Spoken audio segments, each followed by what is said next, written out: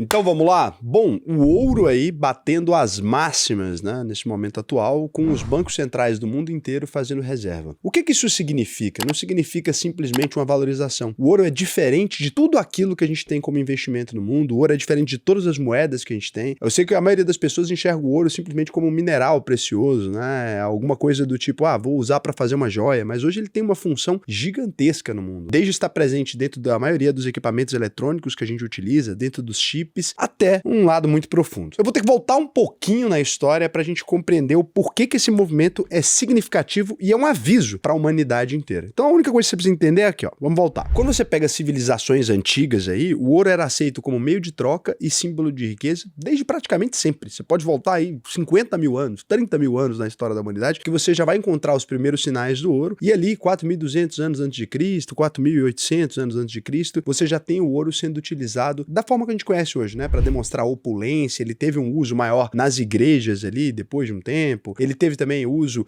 no período dos faraós e aquela coisa toda aqui. E avançando no tempo, a gente pode ir lá para o padrão do ouro clássico, de 1870 a 1914. Todas as moedas, elas eram convertidas em ouro, porque a humanidade foi percebendo que o ouro era um material escasso na sociedade. Ele é um material divisível facilmente, né? Você pode cortar ali, ele é facinho de cortar. Quando você tem um material que tem um ouro 24 quilates ali, ele é muito dobrável, inclusive. Quando você faz um anel, qualquer coisa dele, se ele for fino, você quebra ele com determinada facilidade. Então as civilizações ali foram percebendo que ele era melhor para ser utilizado como moeda do que os outros minerais que não conseguiam carregar tanto valor consigo, né? Porque quando você vai utilizar a prata, você precisa de quantidades muito grandes de prata para cunhar as moedas, ou quando você vai utilizar o níquel, você precisa de quantidades enormes também. O ouro você já precisava de uma quantidade muito menor, porque ele era difícil de encontrar na natureza, de modo que, assim, a sociedade foi aderindo a ele. É claro que não é tão simples assim, né? A gente tem a história das moedas e tal, mas aqui eu tô tentando simplificar pra gente. Então, de 1870 a 1914, a gente fala padrão ouro clássico, porque a maior parte das moedas do mundo eram conversíveis em ouro e os governos tinham a menor flexibilidade para criar moeda a partir do nada. Eles precisavam ter uma reserva de ouro mesmo para que valesse alguma coisa. Já na crise de 1929, né, ali na Grande Depressão, muitos países eles começaram a abandonar o padrão ouro. A maioria deles não avisou para a população que estava abandonando, né, que estava simplesmente imprimindo dinheiro novo, mas eles começaram a abandonar o padrão ouro e começaram a imprimir moeda deliberadamente para reavivar as economias ali, né? A economia tá morrendo, você começa a imprimir dinheiro ali para tentar colocar dinheiro nessa economia para ver se ela funciona. E aqui você tem um gráfico do ouro que ele vai pegar desde antes de 1920 até 2020 ali, que é o tempo da pandemia, que você pode conseguir dar uma olhada aqui. Mas então já vai olhando esse gráfico aqui e a gente vai conversar sobre o acordo de Bretton Woods. Esse acordo é muito importante, ele é um dos momentos mais importantes da história recente da humanidade. Em 1944, depois do pós-guerra, teve uma reunião nesse lugar, né, em Bretton Woods ali, onde foi definido que o dólar seria a moeda mundial do negócio, do comércio internacional, e a partir disso, definiu também que o dólar era conversível em ouro, a 35 dólares por onça, né, por onça troia. Então, ficou essa definição, e as outras moedas iam se fixar no dólar. Então, ó, o dólar é a moeda que se fixa ao ouro, e você não fixa mais a sua moeda no ouro. Você agora fixa a sua moeda em dólar. Você monta suas reservas de dólar, não mais de ouro. E aí você percebe que na década de 40, nesse gráfico aqui, então, o ouro tinha subido ali na década de 30, né, no período de crise, as compras por ouro, aí a crise veio. Ali depois você vê que em 1940 os países começam a não se preocupar mais com a compra do ouro, e como eles eram os maiores compradores de ouro do mundo, você percebe esse número caindo. Raul, mas os Estados Unidos não estavam nesse momento comprando ouro na mesma quantidade que antes para gerar esses dólares? Então, no começo do acordo de Bretton Woods, sim,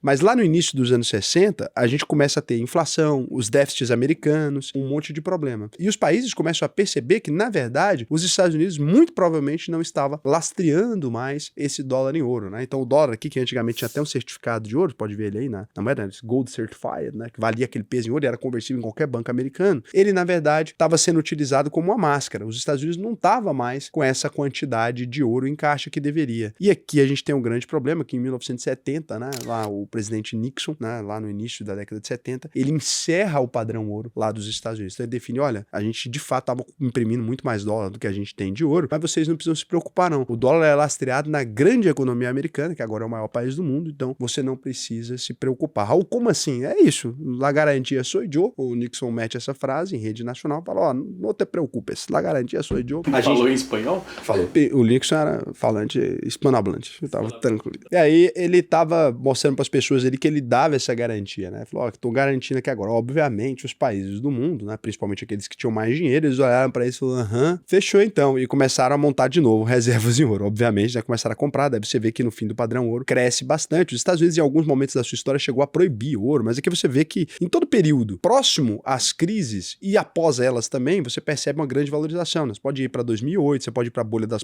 .coms nos anos 2000. Olha, perceba você que o gráfico do ouro ele é basicamente preditivo das crises, né? Me dê o ano, né, que eu te dou uma grande crise. Me dê um ano de valorização do ouro que eu te dou uma grande crise. Aí aqui eu te mostrei isso, né? Agora eu queria te mostrar como tá o ouro hoje, né? Porque eu não quis aqui te mostrar o ouro antes, né? O ouro antes. Ficou muito bom. Você percebe aí nesse outro gráfico que a gente teve um grande aumento lá na década de 70. Agora, olha como está esse gráficozinho agora, né? Dá uma olhada nele aqui. Então você percebe ali como é que ele ficou em 2008, depois da crise, aí 2020 e olha onde ele está. Então o ouro está nas máximas históricas. A maior parte dos países estão comprando o ouro loucamente, né? A gente tem um evento aqui preocupante para parte dos países, então eles estão preocupados com o dólar, né? Estão preocupados também com o possível conflito entre China e Estados Unidos. Mas será que existe motivo para uma grande preocupação com relação à capacidade do dólar de manter o seu valor ao longo dos anos? Bom, você já sabe que o dólar, né, ele teve uma ampla desvalorização. Vamos pegar aqui histórico, não precisa nem falar desse ano, porque esse ano, por exemplo, né, até o real está se valorizando contra o dólar. O dólar estava em R$ 6,30 lá no fim de dezembro de 2024. Quando a gente analisa agora, né, ele está agora em 5,30. Significa que ele perdeu esse valor. E não foi o real que ganhou, tá? Se você olha para todas as moedas, peso mexicano, etc., fora a Argentina que está sofrendo, a maioria das moedas do mundo, elas se valorizaram com relação ao real. Então, quando você olha o poder de consumo do dólar lá de 1912 para cá, vamos supor que se você tivesse $100, você tivesse guardado ele. Atualmente, $100 se transformaram em apenas $3,59. Esse foi o poder de desvalorização do dólar, né, quando a gente para em 2020 ainda. E assim, será que isso vai continuar acontecendo? A economia americana, ela tem um crescimento real. Não estou dizendo que eles não deveriam aumentar a emissão de moeda, tá? Tem várias teorias a respeito disso, mas aqui eu quero mostrar para vocês um gráfico. É um gráfico bonito, é um gráfico romântico, é uma coisa interessante pra gente conversar aqui. O quanto será que a economia americana, não tô nem falando de PIB, gente, quanto será que a economia real americana, número de prédios, número de produção, quanto você acha que ela cresceu de 2019 para 2020? Você acha que cresceu muito? Poxa, a produção pode ter crescido em determinado momento, né? Mas o quanto ela pode ter crescido? De março de 2020, na verdade, para junho de 2020, quanto pode ter crescido? Vamos supor que 100%? Não chega a 100%. Vamos ser otimistas. Então, em março de 2020, a gente tinha ali 4,266 trilhões de dólares no M1, né?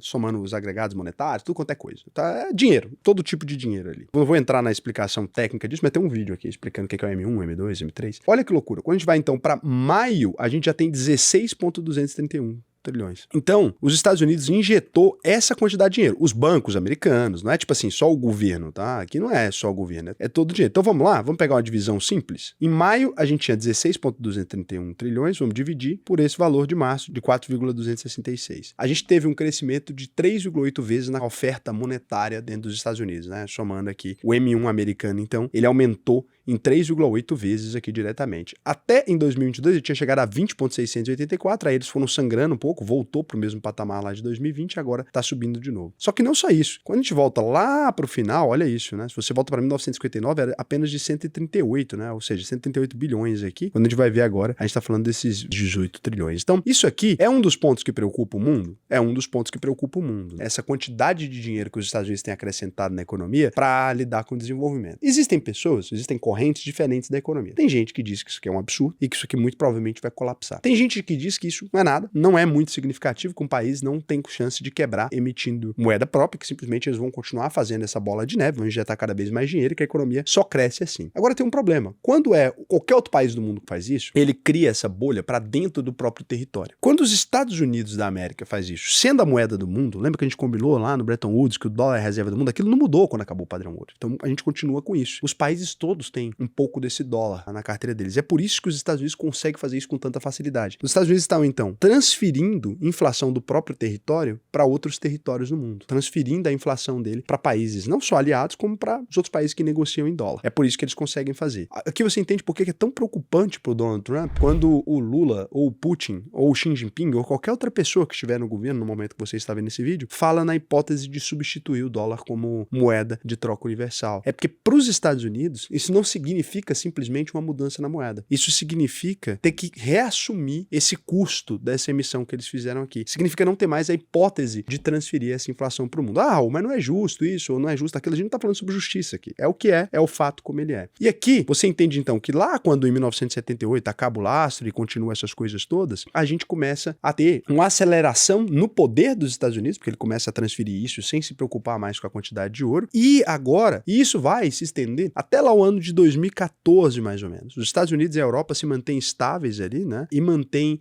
as reservas deles normais. Para vocês terem uma ideia, os Estados Unidos mantinham até 2014 mais ou menos 8,133 toneladas de ouro com eles. A Alemanha e a Itália seguiam com 2.400 a 3.300 toneladas, praticamente sem mexer. A Rússia foi multiplicando as suas reservas, né? Já imaginando, obviamente, se preparando para um cenário das invasões que eles fizeram nos anos posteriores. Então ela multiplicou as reservas de 1.100 toneladas em 2014 para mais ou menos 2.300 toneladas, né? Então a Rússia já estava se desdolarizando. A China saiu de 1.000 toneladas lá em 2014 para 2.280 toneladas em 2025 também, um aumento muito expressivo. Outros países emergentes também, Polônia, Turquia, Hungria, Brasil, todos esses também começaram a aumentar. Então as reservas totais de ouro do mundo atingiram aí 36 mil toneladas em 2025, que é o maior número que a gente já teve, né? E a gente tem um rally de busca pelo ouro aqui, cada vez mais países comprando ouro. Quando a gente analisa desde a pandemia ali, 2020 a 2025, a gente também percebe um cenário inflacionário no mundo que pressiona também que bilionários e investidores muito grandes comecem a comprar ouro, né? O aumento das tensões também faz com que países e pessoas comprem ouro. Então a gente tem compras recordes dos bancos centrais aí, com mais de 1.000 toneladas compradas entre 2022 e 2023, 1.000 toneladas de ouro compradas ali, aumentando essa escassez desse ouro no mercado, subindo o preço. A desdolarização também, né? De modo, se você pegar aqui, ó, o IAU, que é um ETF de ouro dos Estados Unidos, você percebe nos últimos 5 anos um sutil aumento de 100% no valor do ouro. É um aumento bem sutil, né? Quando você olha para outras reservas potenciais também, o mundo tem olhado um pouco para Bitcoin, tem olhado um pouco para outras coisas, você percebe mais ou menos a mesma coisa. Então, a mensagem subliminar que fica dentro dos períodos de aceleração do ouro, principalmente quando a gente analisa o fator histórico, é o ouro subiu porque o mundo está mais inseguro. Quer dizer que o mundo vai acabar? Quer dizer que será o quê? Não. Você tem aqui um aumento da insegurança. É o seguinte, olha, você morava numa casa e seu muro era baixinho, né? Seu muro era baixinho e você estava vivendo ali. De repente, assaltam a sua vizinha. Preocupante.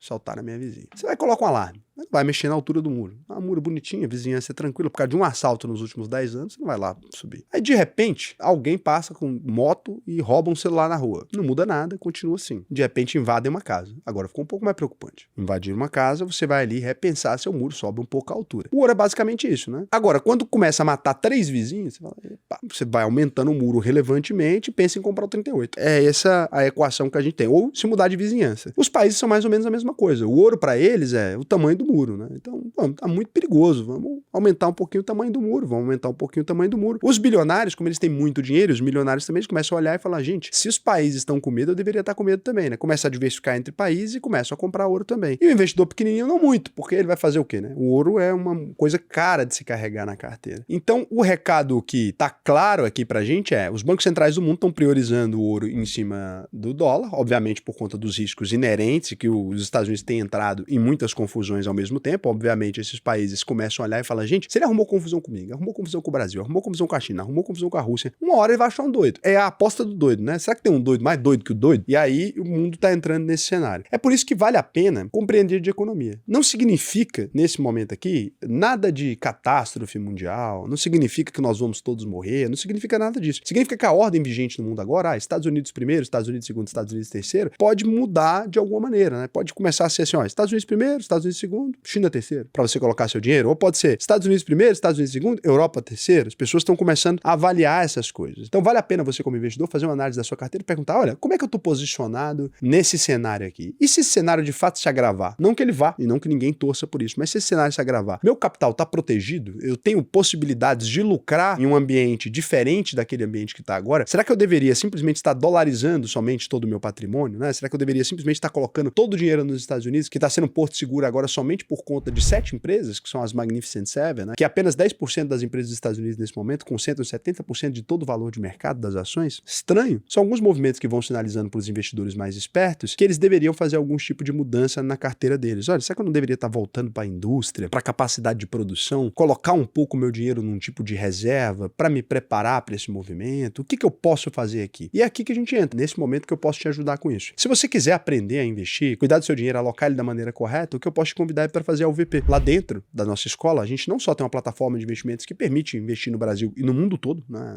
Estados Unidos, China, Japão, tudo ali tem como, né? Por meio de ETFs, por meio de vários mecanismos que hoje a gente tem no mercado, como também permite que você compre ouro ou que você faça outros tipos de reserva. A gente ensina tudo isso, né? No módulo de reserva de valor aqui. Se você quiser aprender a investir, eu te convido para entrar. E lembrando, se você entrar na UVP e não aprender a investir, você tem a garantia de 100%. O que significa isso, né? Que se a gente não conseguir te ensinar a investir, você pode pedir o seu dinheiro de volta. E como é que eu vou saber que vocês vão devolver meu dinheiro mesmo? Só pesquisar aí. No Jus Brasil, a gente estaria cheio de processos se a gente prometesse isso e não cumprisse, né? Tenho aqui um dos maiores canais de bolsa de valores do país e a gente tem dezenas de milhares de alunos, né? Então, a gente já teria encontrado um problema. Por quê? Se eu fizesse essa promessa aqui e não cumprisse, eu ia me processar e ia ganhar o dobro, 3 vezes mais o dinheiro pelo constrangimento, né? A lei brasileira, nesse aspecto, ela tá sempre contra o empresário, né? Você vai fazer uma promessa falsa ali, você perderia esse dinheiro. Então, o ponto é, eu confio em você primeiro. A única coisa que você precisa fazer é clicar nesse botão aqui, faça sua análise de perfil, preencher o questionário, a gente vai te chamar para você poder investir aqui com a gente. Algumas pessoas me perguntam muito isso, né? Raul, você é tão bom assim, e eu posso escolher concluir o treinamento e pedir meu dinheiro de volta, ou seja, depois do final eu poderia não pagar, por que eu não posso entrar no curso sem pagar e pagar somente no final? É uma pergunta que algumas pessoas me fazem. Porque, cara, a gente tá na internet, tem muita gente desonesta aí, né, que vai lá, simplesmente,